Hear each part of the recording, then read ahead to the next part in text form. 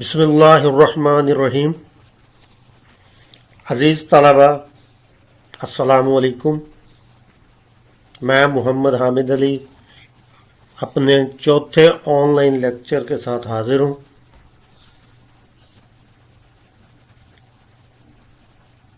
گزشتہ لیکچرز میں ہم نے نظم کا مطالعہ کیا تھا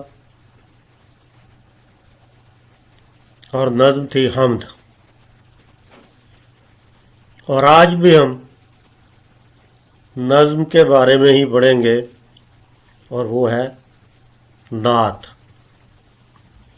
جیسا کہ پچھلے لیکچر میں آپ کو بتایا تھا کہ حمد اللہ تعالیٰ کی تعریف بیان کرنے کے لیے مخصوص ہے، اور نعت حضور صلی اللہ علیہ وآلہ وسلم کی تعریف کے لیے مخصوص ہے۔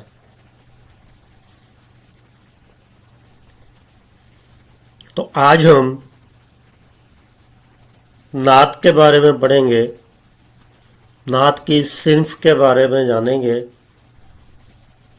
کہ اس میں حضور صلی اللہ علیہ وآلہ وسلم کی تعریف بیان کی جاتی ہے۔ اللہ اور اس کے رسول کی تعریف بیان کرنا اتنا آسان کام نہیں ہے۔ الفاظ ساتھ چھوڑ جاتے ہیں، یہ بہت ہی نازک کام ہے، اس لیے اس میں بہت زیادہ احتیاط کی ضرورت ہے۔ یعنی ہم نے اللہ کے اور حضور صلی اللہ علیہ وآلہ وسلم کے مقام اور مرتبے کا لحاظ کرنا ہے۔ یہ تو وہ کام ہے جو اللہ تعالیٰ خود کرتا ہے۔ اللہ تعالیٰ قرآن پاک میں فرماتا ہے، اے ایمان والو، اللہ اور اس کے فرشتے حضور صلی اللہ علیہ وآلہ وسلم پر درود و سلام بھیجتے ہیں، آپ بھی حضور صلی اللہ علیہ وآلہ وسلم پر درود و سلام بھیجو۔ اس لیے نعت اور حمد میں ادب و احترام کو ملحوظ خاطر رکھا جاتا ہے۔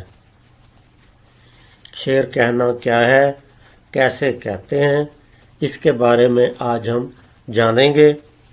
اس میں قافیہ ہے، ردیف ہے، ان کے بارے میں بھی بتایا جائے گا۔ تو سب سے پہلے دیکھیں، نعت اس نبی کی جس نے پیغام حق سنایا، انسانیت کا رستہ انسان کو دکھایا۔ اب آپ اس پہ ذرا غور کریں، اس میں ہے پہلے مصرعے میں سنایا، اور دوسرے مصرعے میں ہے دکھایا۔ یہ تو آپ نے پڑھا ہوا ہے کہ جو الفاظ ملتے جلتے ہیں ان کو قافیہ کہا جاتا ہے۔ دیکھیں، سنایا اور دکھایا یہ دونوں ہم قافیہ الفاظ ہیں، اس لیے انہیں ہم قافیہ کہیں گے، اور قافیہ یہاں پہ آخر میں آیا ہے۔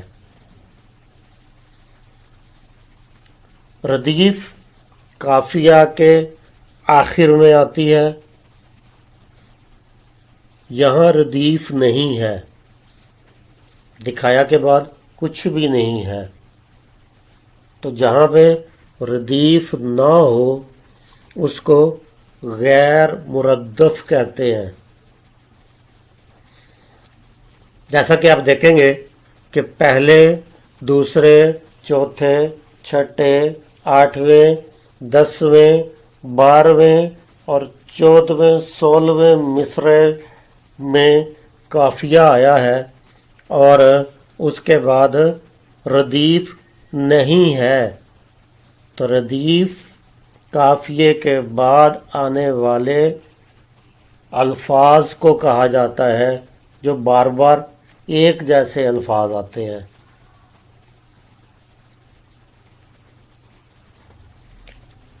نعت کا عنوان دیا ہوا ہے، اس لیے اسے ہم نظم کہیں گے. اگر اس کا عنوان نہ ہوتا تو پھر ہم اسے غزل کہتے، کیونکہ غزل کا کوئی عنوان نہیں ہوتا اور نظم کا عنوان ہوتا ہے. اب ہم اس کے مشکل الفاظ کے مطلب دیکھتے ہیں. سب سے پہلے عقبہ. عقبہ آخرت کو کہتے ہیں، وہ جہان جہاں مرنے کے بعد سب نے جانا ہے، اس کو عقبہ کہتے ہیں. بزم جہاں، بزم محفل کو کہتے ہیں اور جہاں دنیا کو کہتے ہیں. بزم جہاں کا مطلب دنیا کی محفل. شمع ہدایت.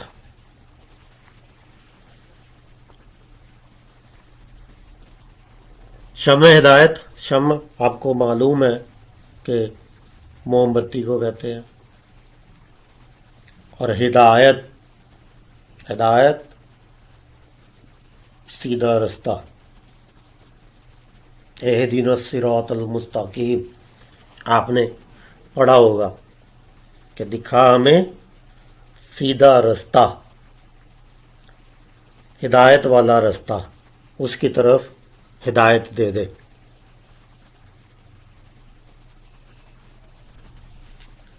آپ کو معلوم ہے کہ جب بجلی نہیں تھی تو موم بتی کی روشنی میں عموماً رستہ تلاش کرتے تھے.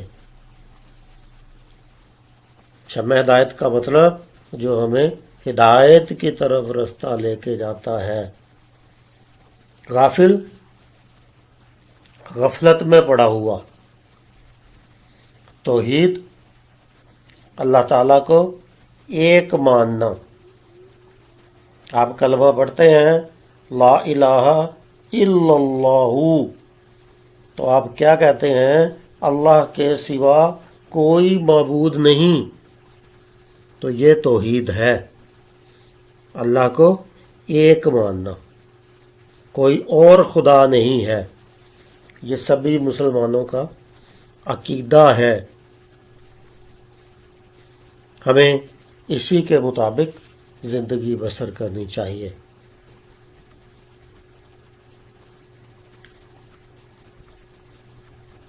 تو اب ہم دیکھتے ہیں اشعار کی طرف. شعر نمبر 1. ہم نے شاعر کے بارے میں پڑھا کہ ان کا نام معشر رسول نگری ہے. یہ ان کا کلمی نام ہے جس کو پین نیم بھی کہتے ہیں. ان کا اصل نام میاں نثار احمد تھا. ان کے والد کا نام میاں الہی بخش تھا. یہ ادیب بھی تھے اور شاعر بھی تھے. 29 مارچ 1916 عیسوی میں کوئٹہ بلوچستان میں پیدا ہوئے تھے اور 5 دسمبر 1984 عیسوی کو کوئٹہ میں ہی وفات پا گئے تھے. آج ہم اس نظم کے پہلے 4 اشعار پڑھیں گے. سب سے پہلے پڑھتا ہوں نعت اس نبی کی جس نے پیغام حق سنایا، انسانیت کا رستہ انسان کو دکھایا.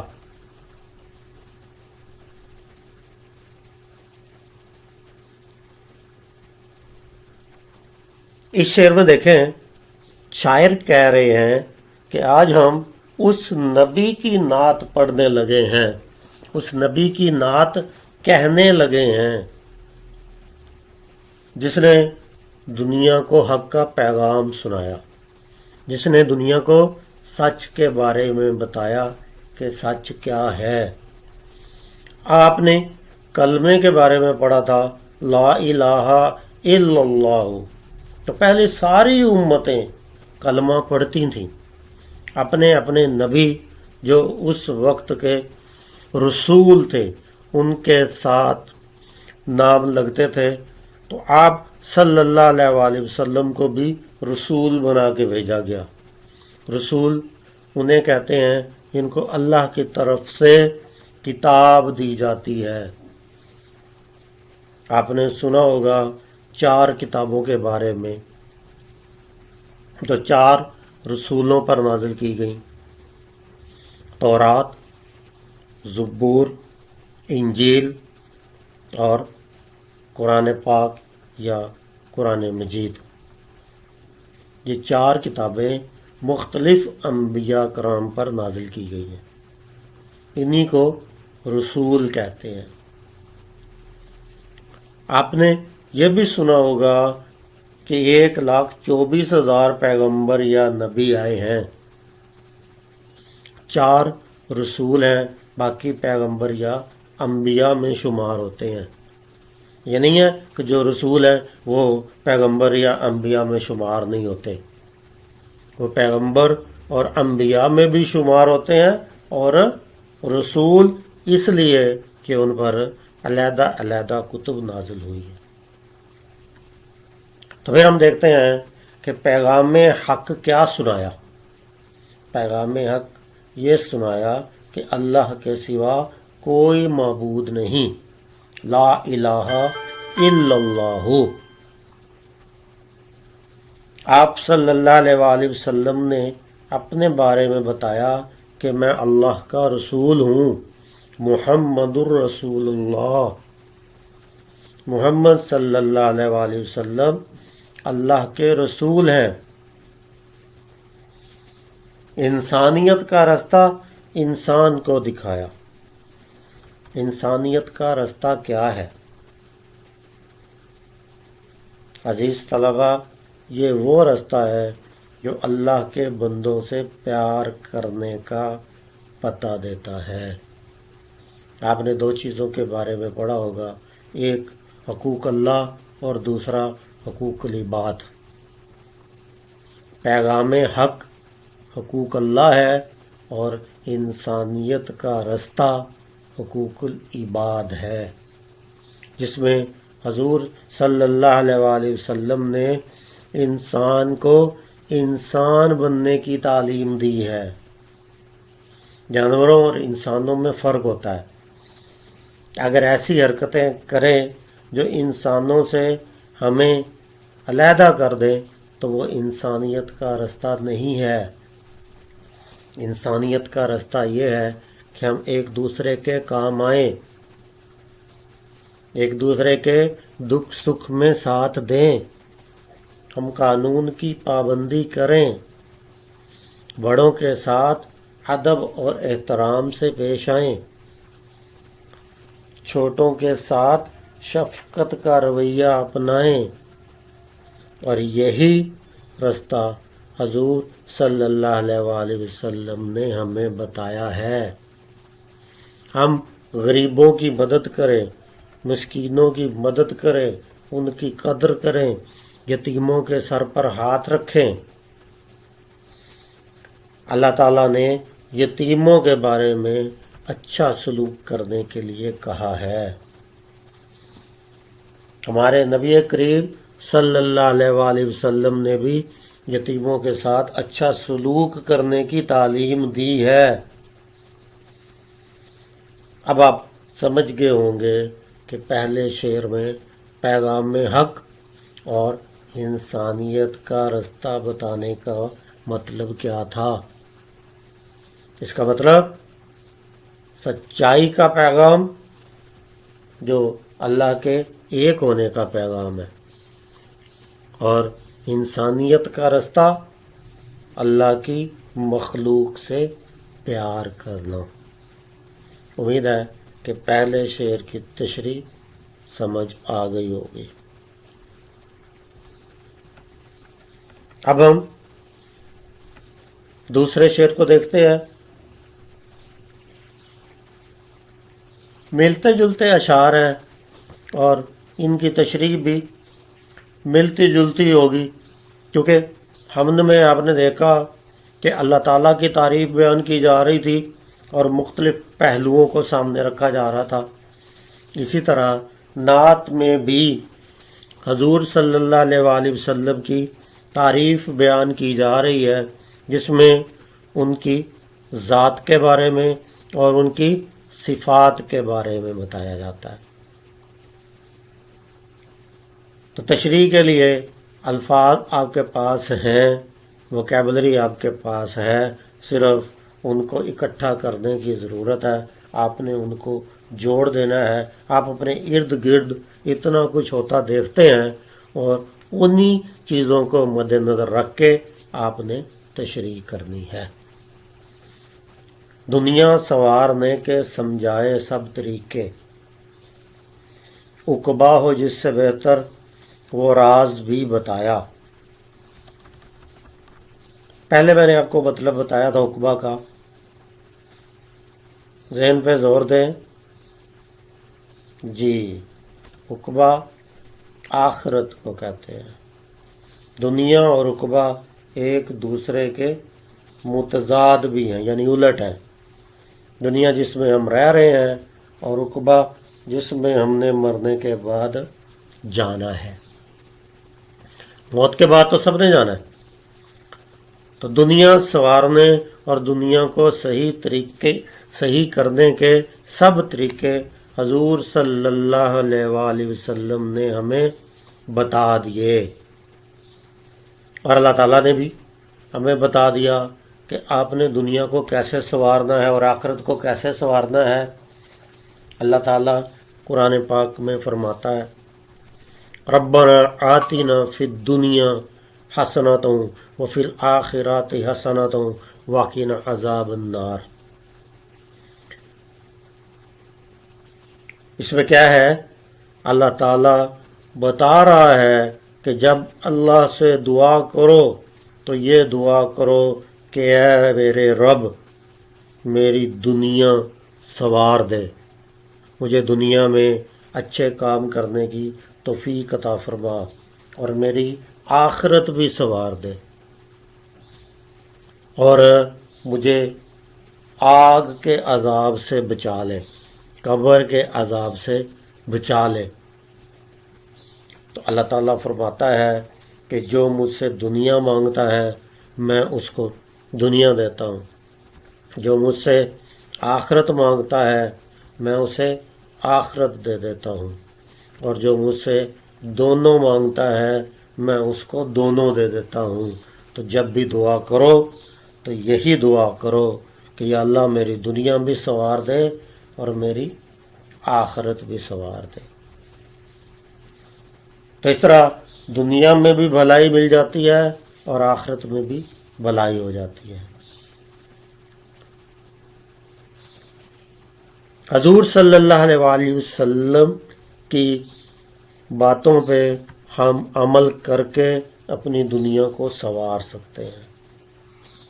آپ دیکھیں، انسان نماز پڑھتا ہے تو وہ اپنے لیے پڑھتا ہے، روزہ رکھتا ہے، زکوٰۃ دیتا ہے، کلمہ پڑھتا ہے، حج کرتا ہے، تو یہ ایسے اعمال ہیں جو اپنی ذات کے لیے کرتا ہے۔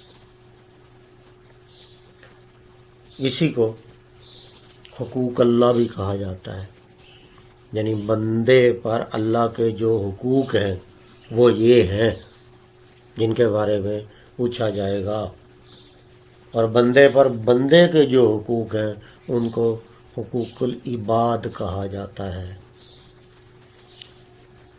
آج ہم دوسرے رستے یعنی حقوق العباد سے نظریں چرا رہے ہیں، اس رستے کو بھول گئے ہیں۔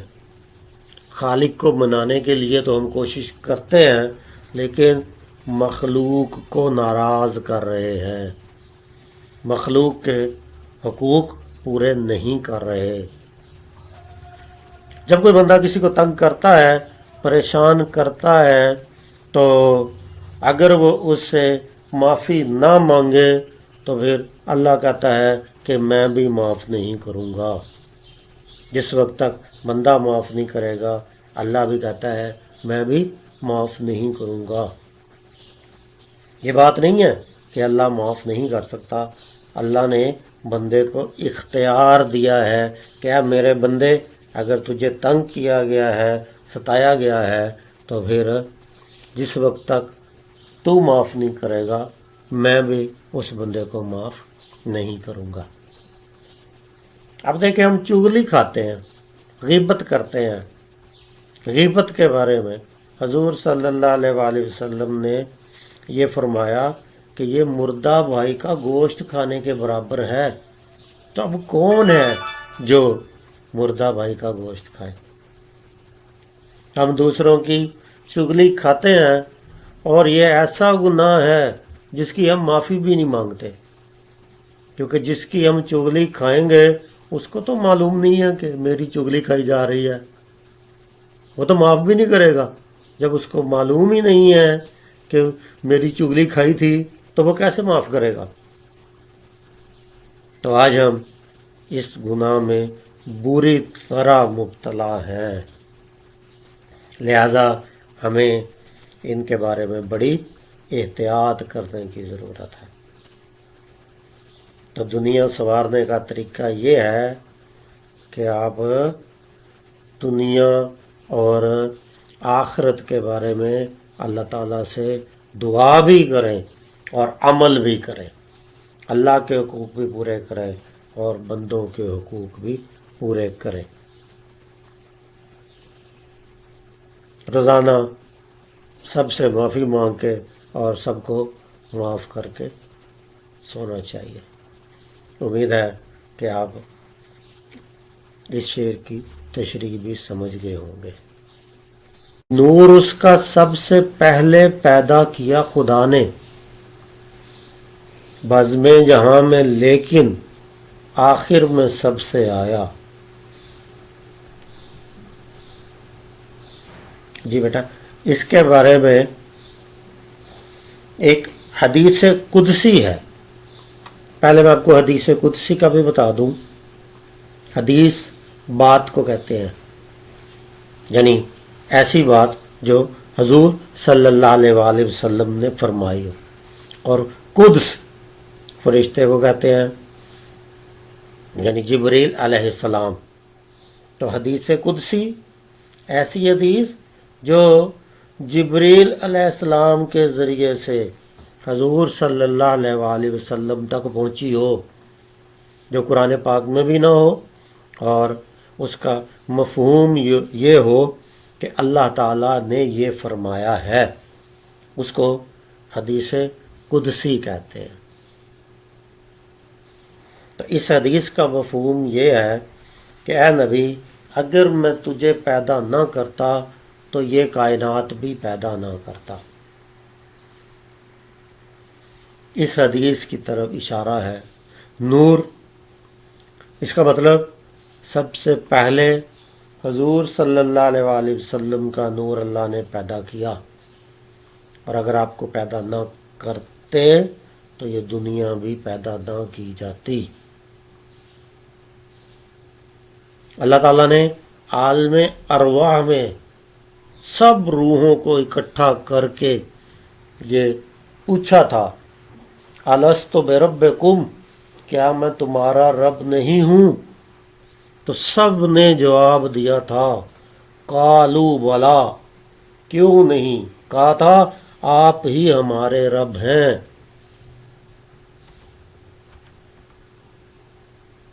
تو حضور صلی اللہ علیہ وآلہ وسلم کا نور اس وقت سے پیدا کیا ہوا ہے، لیکن دنیا کی محفل میں آپ کو سب سے آخر میں بھیجا گیا ہے۔ اس کی وجہ یہ بھی ہو سکتی ہے کہ آپ صلی اللہ علیہ وآلہ وسلم نبی آخر الزمان ہیں، آخری نبی ہیں، اس لیے آپ کے بعد کوئی اور نبی نہیں آئے گا۔ آپ کو پہلے پیدا کیا اور سب سے آخر میں بھیجا گیا۔ آپ تمام انبیاء کے سردار ہیں، یعنی آپ کو امام الانبیاء بنا کے بھیجا گیا۔ تمام انبیاء نے آپ صلی اللہ علیہ وآلہ وسلم کی امت میں شامل ہونے کی دعا کی تھی۔ حضرت عیسیٰ علیہ السلام کی دعا قبول ہوئی، وہ قیامت سے پہلے آپ کے امتی کی حیثیت سے دنیا میں تشریف لائیں گے۔ آپ نے معراج کا واقعہ تو سنا ہوگا۔ جب آپ معراج پہ تشریف لے گئے اس وقت آپ نے تمام انبیاء کی امامت کی تھی، یعنی سب نے آپ کے پیچھے نماز پڑھی تھی۔ اس کے بارے میں قرآن پاک میں بھی سورہ اسراء میں بتایا گیا ہے۔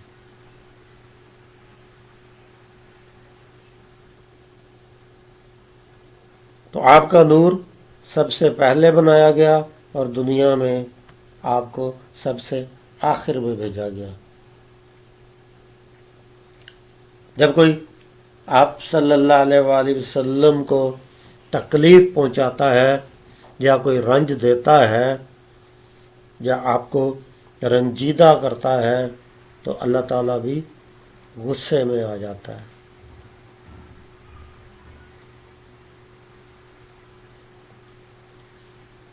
اور حضور صلی اللہ علیہ وآلہ وسلم کے سامنے اونچی آواز میں بات نہ کرو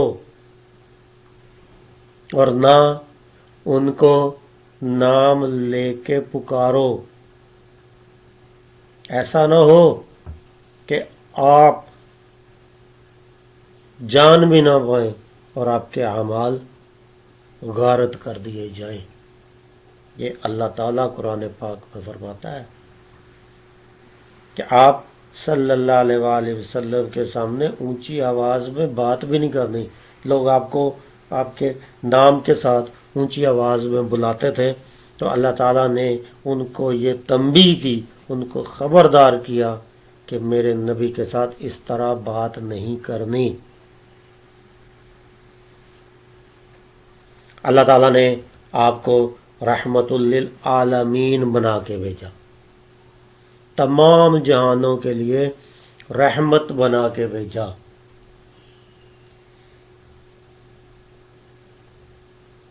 امید ہے کہ آپ ان اشعار کی تشریح بھی سمجھ گئے ہوں گے۔ اب ہم چوتھے شعر کی طرف آتے ہیں۔ ہر موڑ پر جلائی شمع ہدایت اس نے، جو راستہ تھا سیدھا ایک ایک کو بتایا۔ شمع ہدایت کے بارے میں پہلے بتایا۔ شم موم بتی کو کہتے ہیں اور ہدایت سیدھا راستہ ہے جو ہمیں گمراہی سے بچاتا ہے، جو تاریکی سے روشنی کی طرف لے کر آتا ہے۔ آپ صلی اللہ علیہ وآلہ وسلم نے ہر موڑ پہ ہدایت کی شمعیں جلائیں۔ بچوں، ہمیں تھوڑا سا پیچھے جا کے دیکھنا پڑے گا۔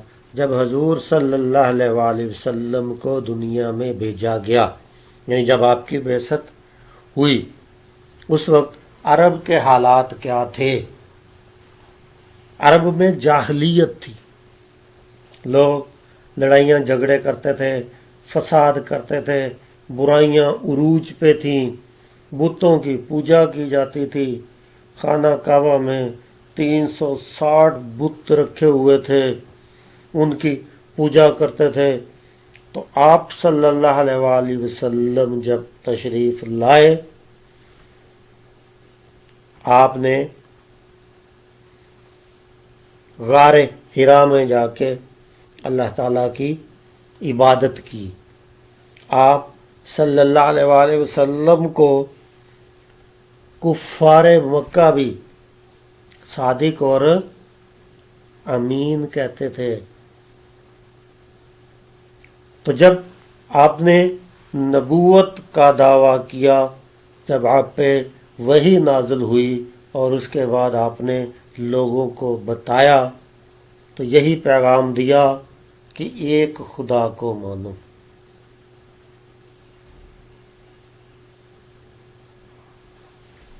اللہ تعالیٰ نے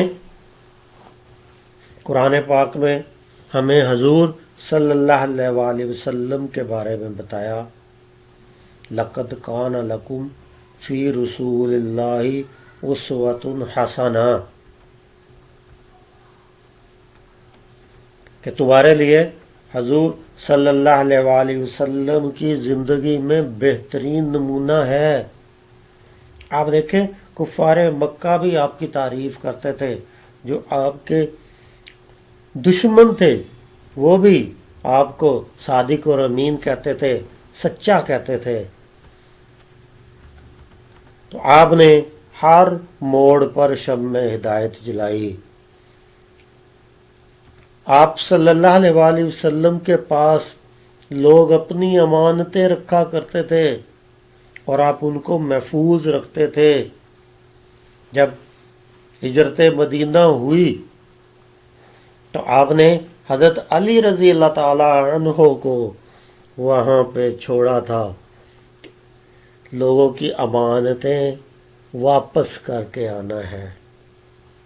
اور حضرت علی رضی اللہ تعالی عنہ کہتے ہیں کہ وہ رات ایسی تھی جس میں مجھے کوئی خوف نہیں تھا، یعنی ہر روز مرنے کا خوف ہوتا تھا، لیکن اس رات مجھے مرنے کا خوف اس لیے نہیں تھا کہ میں نے صبح حضور صلی اللہ علیہ وآلہ وسلم کی خدمت میں حاضر ہونا ہے اور ان سے ملاقات کرنی ہے۔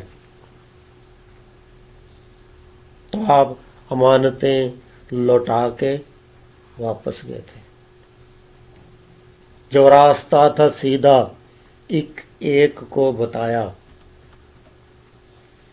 پہلی نظم میں آپ نے سورۃ فاتحہ کے بارے میں پڑھا تھا کہ ہم دعا کرتے ہیں یا اللہ ہمیں سیدھا رستہ دکھا، اہدنا الصراط المستقیم۔ ہمیں کیا معلوم کہ سیدھا رستہ کیا ہے، یہ ہمیں کس نے بتایا؟ ہم تک یہ بات حضور صلی اللہ علیہ وآلہ وسلم کے ذریعے سے پہنچی ہے، کیونکہ قرآن پاک آپ پہ ہی نازل ہوئی ہے۔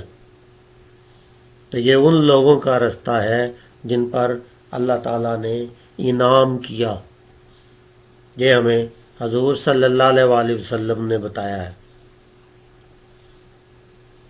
قرآن پاک آپ صلی اللہ علیہ وسلم پر تقریباً 23 سال تک نازل ہوتی رہی۔ حضور صلی اللہ علیہ وآلہ وسلم نے ہمیں اس کی تفسیر بتائی ہے، اس کی تشریح کر کے بتایا ہے کہ کون سا رستہ سیدھا ہے اور کون سا رستہ غلط ہے، کون سا خیر کا رستہ ہے، کون سا شر کا رستہ ہے۔ خیر بھلائی والا رستہ ہے، اچھا رستہ ہے، اور شر برائی والا ہے، برا رستہ ہے۔ تو آپ صلی اللہ علیہ وسلم نے ہمیں دونوں رستوں کی نشاندہی کر دی کہ ہم نے کون سا رستہ اپنانا ہے۔ برے رستے سے بچنے کی تلقین کی ہے، یہ شیطان کا رستہ ہے جو گناہ کی طرف لے کے جاتا ہے، اور سیدھے رستے کی طرف چلنے کی تلقین کی ہے، یہ اللہ کا رستہ ہے جو ہمیں نیکیوں کی طرف لے کے جاتا ہے۔ صراط الذین انعمت علیہم غیر المغضوب علیہم ولا الضالین، آمین۔ ان لوگوں کا رستہ دکھا جن پر تو نے انعام کیا، نہ کہ ان لوگوں کا جن پر تو غصہ ہوا، اور جو گمراہ ہیں، جو ظالمین میں سے ہیں، ان لوگوں کا رستہ نہ دکھانا، بلکہ اپنے انبیاء، صحابہ اور اولیاء اللہ کا رستہ دکھا۔